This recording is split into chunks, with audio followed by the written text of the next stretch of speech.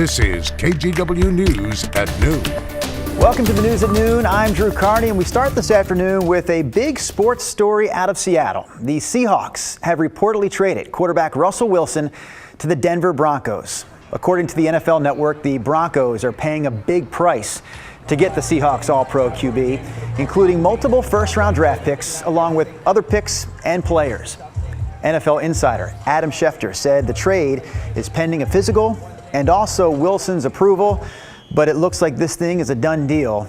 Wilson has spent 10 seasons with the Seahawks and led them to their only Super Bowl title. Also new today, mask and vaccine rules are going away at the Moda Center and Veterans Memorial Coliseum. The Rose Quarter and Trailblazers announced today those rules will go away starting this Saturday. That, of course, is also the day Oregon's indoor mask mandate comes to an end.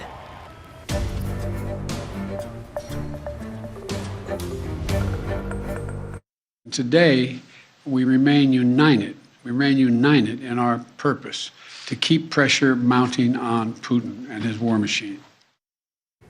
Just a few hours ago, President Biden announced that the U.S. will ban Russian oil imports.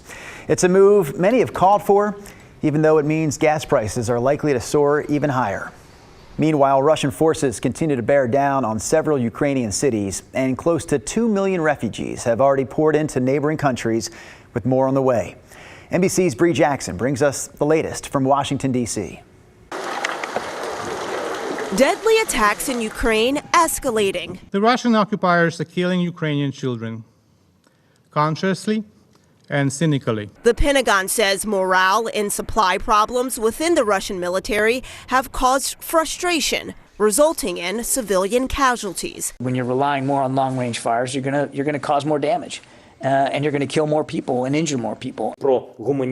Ukraine's president remaining defiant, speaking from his office overnight, encouraging patriotism, saying he is not hiding. He is also pushing for an official ban on Russian oil. Russia uses it as a weapon. Good morning, folks. Sorry to keep you waiting. President Biden unveiling new actions to hold Russia accountable. The United States is targeting the main artery of Russia's economy. We're banning all imports of Russian oil and gas and energy. That means Russian oil will no longer be acceptable at U.S. ports. There's fear a ban could send gas prices surging even higher, the national average rising 50 cents over last week's prices. We're now seeing the highest price at the pump since 2008. Defending freedom is going to cost. It's going to cost us as well in the United States. Experts warn rising gas prices could lead to more expensive flights. Meanwhile, there are signs of bravery and courage as Ukrainians try to escape war. It's estimated nearly 2 million residents have fled Ukraine for safety, many of them children. In Washington, Bree Jackson, NBC News. People here in the U.S. have found a new way to give financial support to Ukraine. Airbnb bookings in Ukraine are flourishing right now, but the people making those reservations have no intention to stay there. They're simply making the reservations and paying the rental fees because they know that way their money will go directly to Ukrainian homeowners who really need the money right now. So far, the Airbnb effort has raised about $2 million. People in Portland have gotten on board with this idea after they saw it on social media. And so I logged into my Airbnb and I booked a unit that's being rented by an individual, not a company. And I messaged and I said, look, I'm not going to stay there. I want to be able to donate the money. And she said, are you sure? And I said, well, yeah, like this is how I can give directly right now. Airbnb says it's waiving all service fees in Ukraine.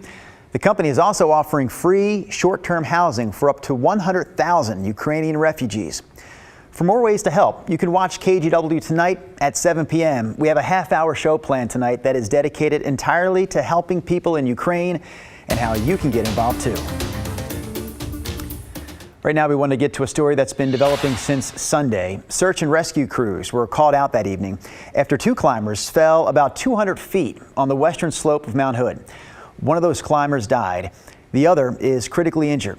Windy conditions, deep snow, and avalanche dangers made for a risky rescue. KGW's Devin Haskins has more.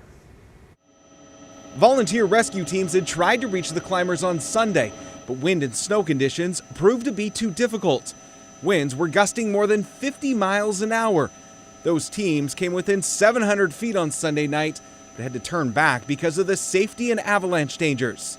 At first light on Monday, the 32 rescuers headed back up the mountain. Conditions this time weren't any better. At least 2 avalanches occurred and the snow was so deep, rescuers were sinking up to their thighs. Rescue crews were able to reach the climbers by summiting the mountain and descending back down. Both climbers found above the hourglass bottleneck at the top of the Luthold Couloir, a steep slope on the western face of Mount Hood. The first climber pronounced dead on the mountain, the second in critical condition. Crews used a snowcat to bring that second climber down. You can see the snowcat in this time-lapse video heading to the top of the Palmer lift and then coming back down.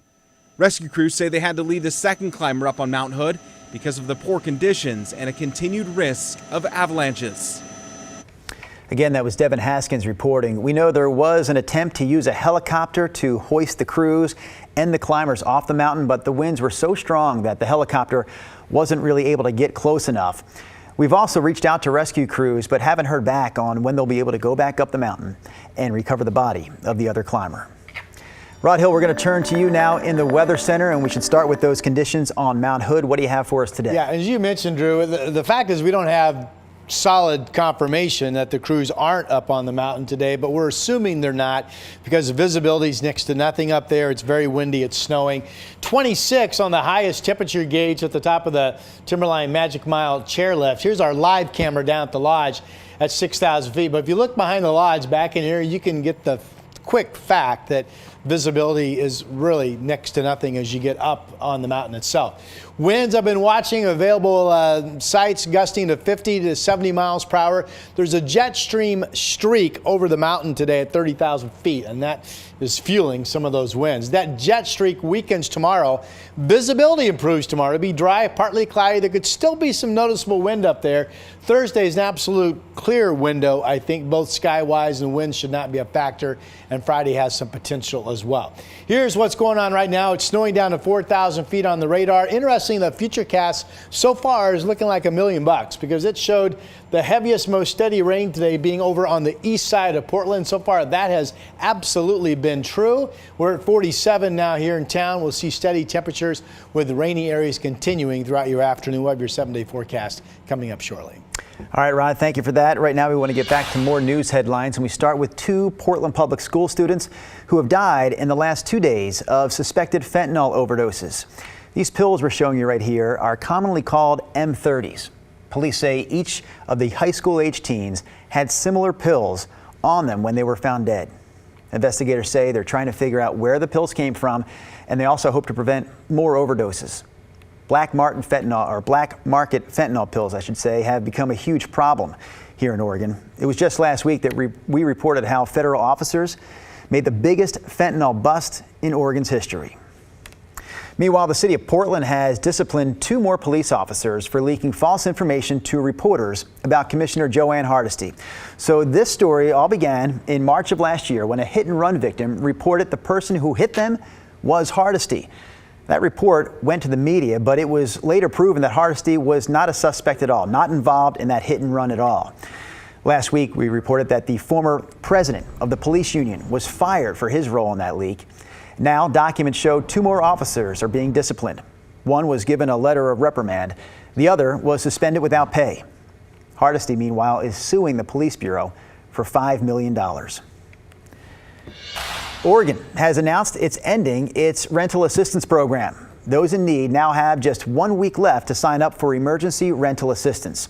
The portal for that closes to new applicants next Monday, March 14th at midnight. Back in December, the state paused new applications due to dwindling federal funds, but it opened it up back up at the end of January after state lawmakers allocated $100 million to support renters facing eviction. Officials urge anyone who hasn't applied in the past or who has fallen behind on rent to apply now. I'm sure you're wondering why, with so much need, are we closing this portal? I want to assure you that we know the need is great and we want to help everyone, every household in need. And unfortunately, that simply isn't possible due to limited funding. Oregon Housing and Community Services says applications will be approved based on the highest need. It is not a first come, first served situation. And according to an online dashboard, 18,000 applications still need to be processed. All right, this next story has a lot of people talking because a federal judge has overturned a decision that would ban prospective homebuyers from writing what are known as love letters to home sellers. That's what it's called when a buyer writes to the homeowner detailing all the reasons they love the property and should be considered the winning bid. Oregon banned those letters over concerns about possible discrimination, but the federal judge ruled that the ban violates free speech under the First Amendment. We haven't heard anything yet about whether or not the state plans to appeal this ruling.